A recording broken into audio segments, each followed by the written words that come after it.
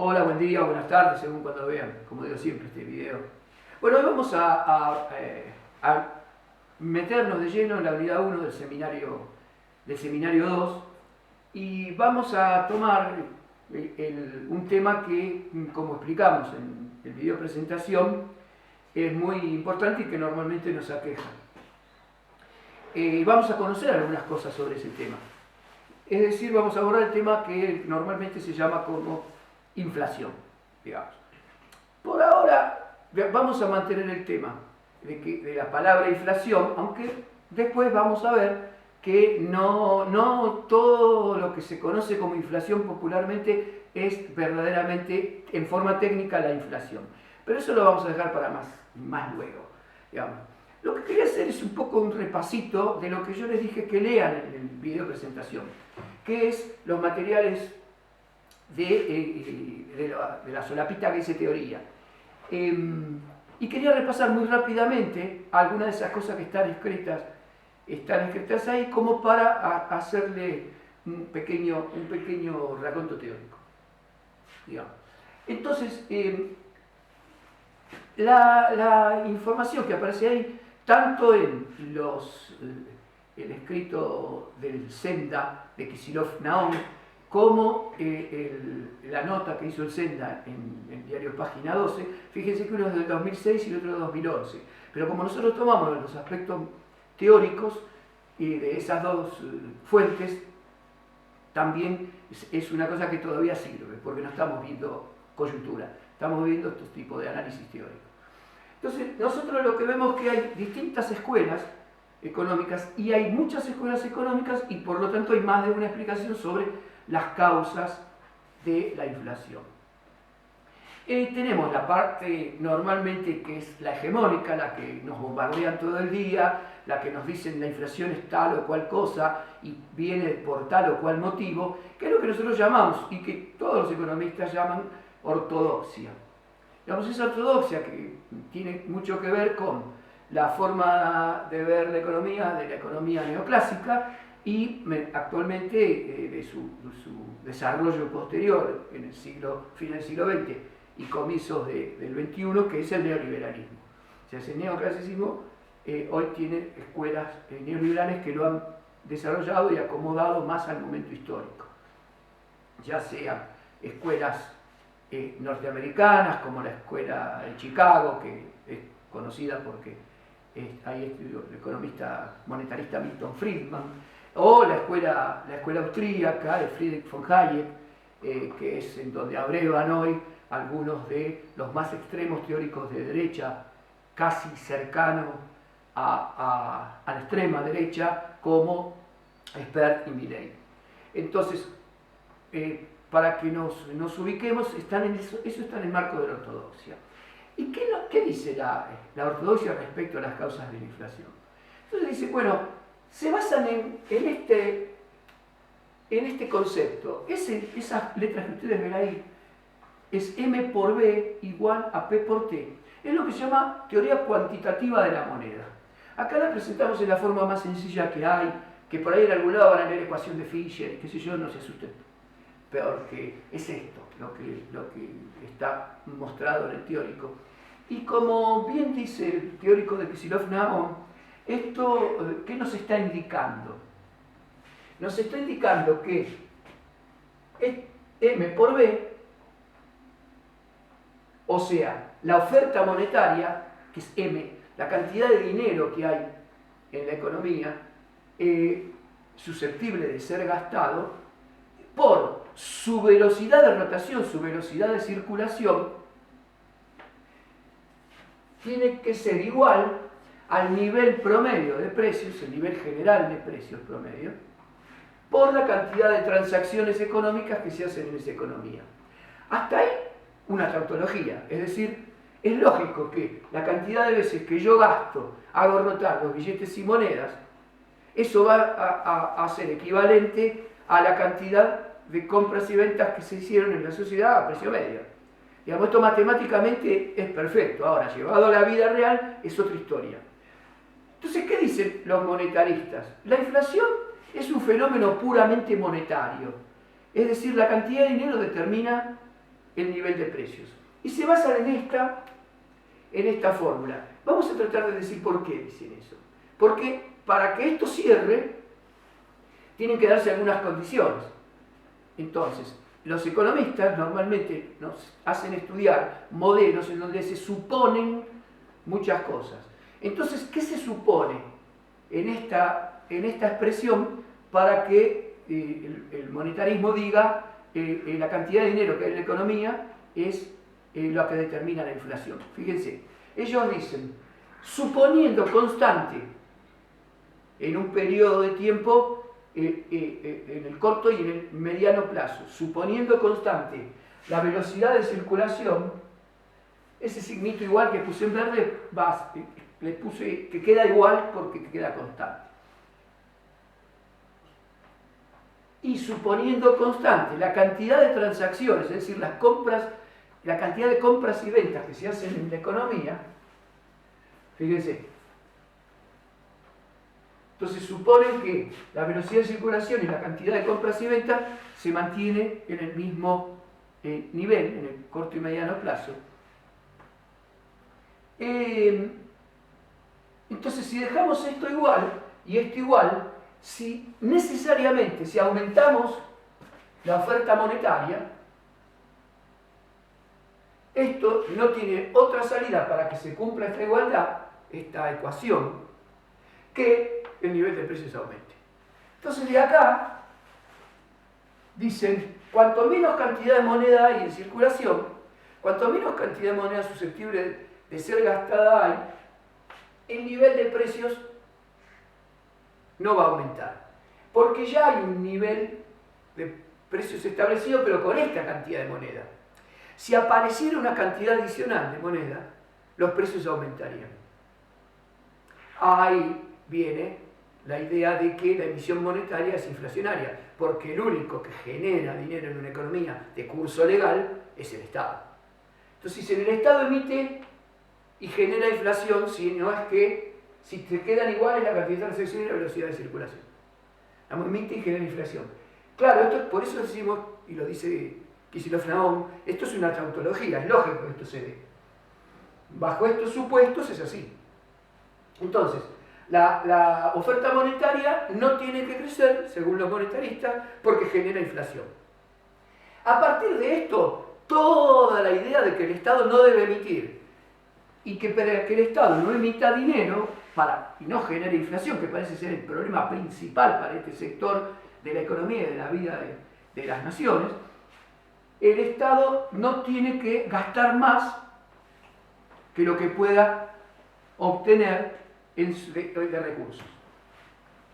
Por lo tanto, el Estado tiene que mantener una cantidad de dinero equilibrada con el nivel de transacciones, con el nivel de circulación que tiene esa moneda.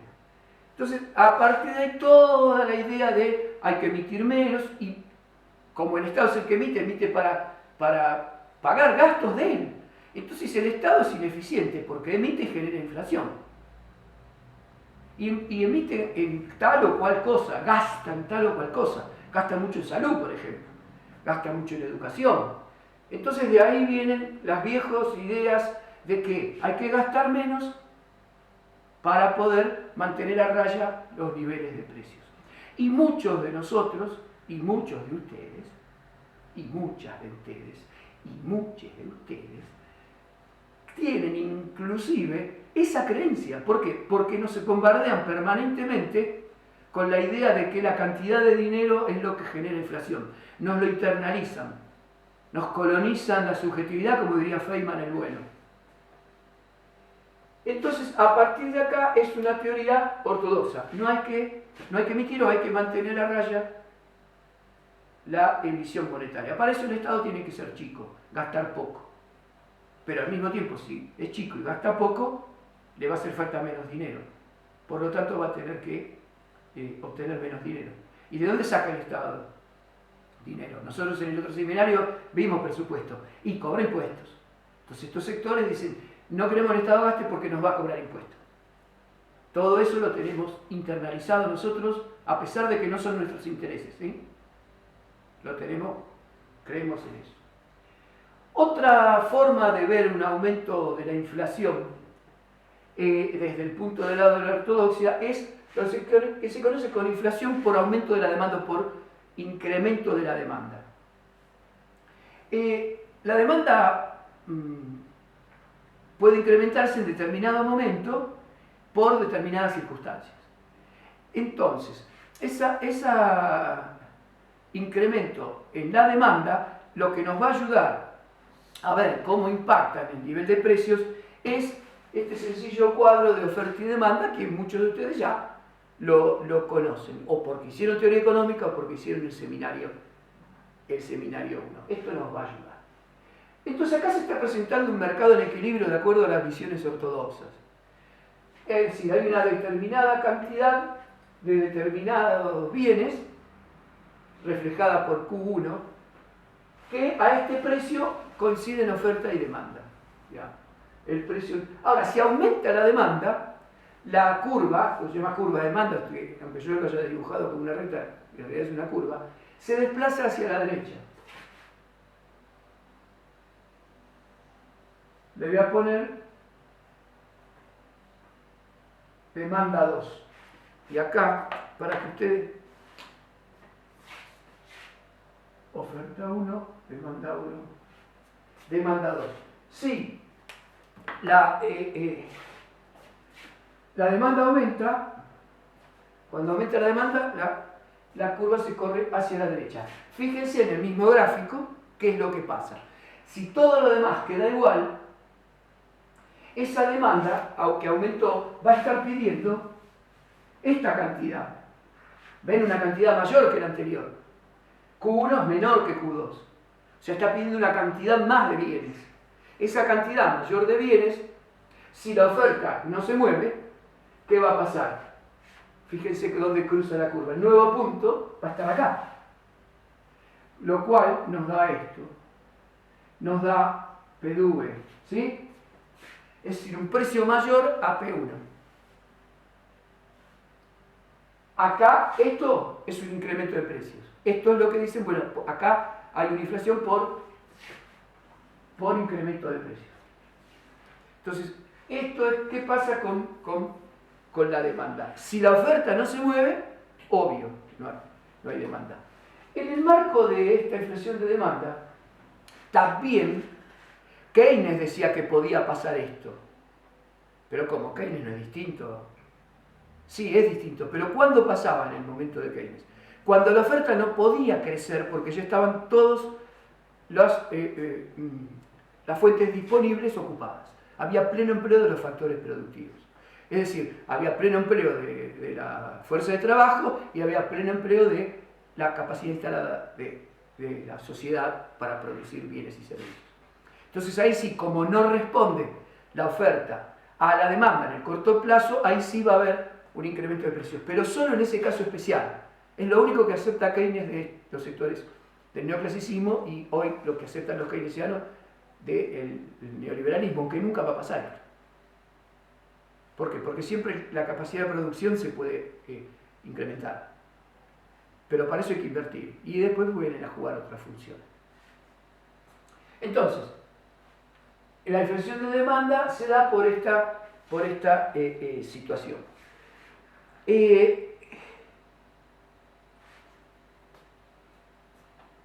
Y después hay una tercer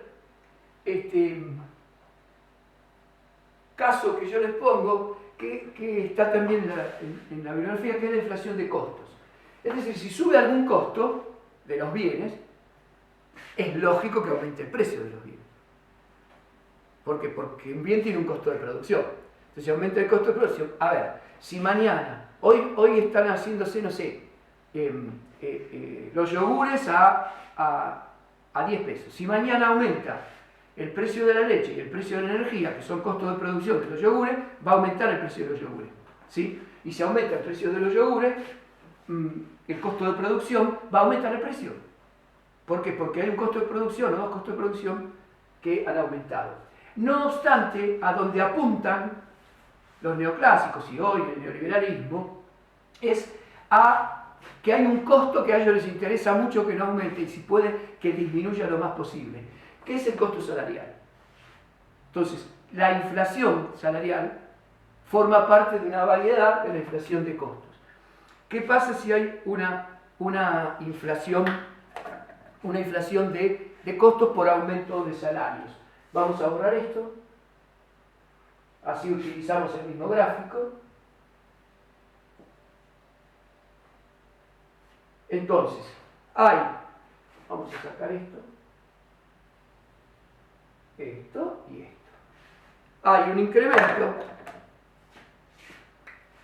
en los costos, por lo tanto, la oferta va a ir hacia arriba. Es decir, vamos a tener ahora una curva de oferta.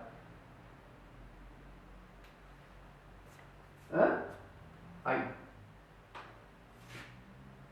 Si la oferta va hacia arriba, comprar la misma cantidad de siempre, o sea Q1, va a ser BV. Va a incrementar los precios, fíjense. ¿Ven?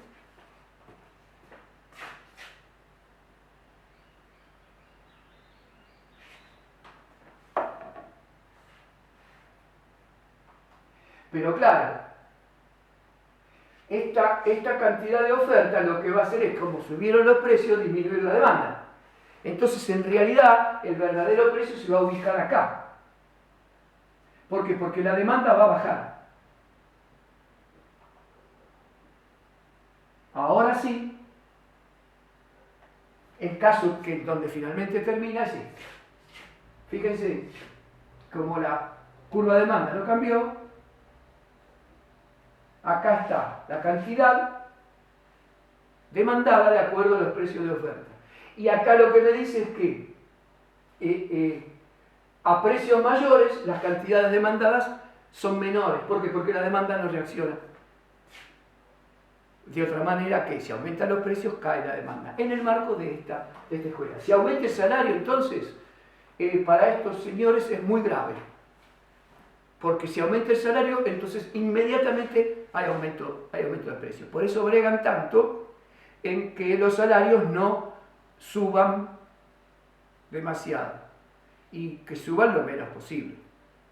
Porque cuanto menos pagan, y esto nosotros ya lo sabemos por teoría económica, cuanto menos paga el capital por la fuerza de trabajo, más beneficio le queda. Entonces, en el marco de estas excusas teóricas, en la vida real lo que intentan hacer a través de un montón de vías es que los salarios disminuyan. Entonces, si esos salarios disminuyen, ellos ganan más. Ahora, en el videito que viene, vamos a desarrollar la heterodoxia. ¿Sí? Entonces, esta heterodoxia vamos a ver que tienen visiones distintas, por eso se nombran distintos. Enseguida volvemos.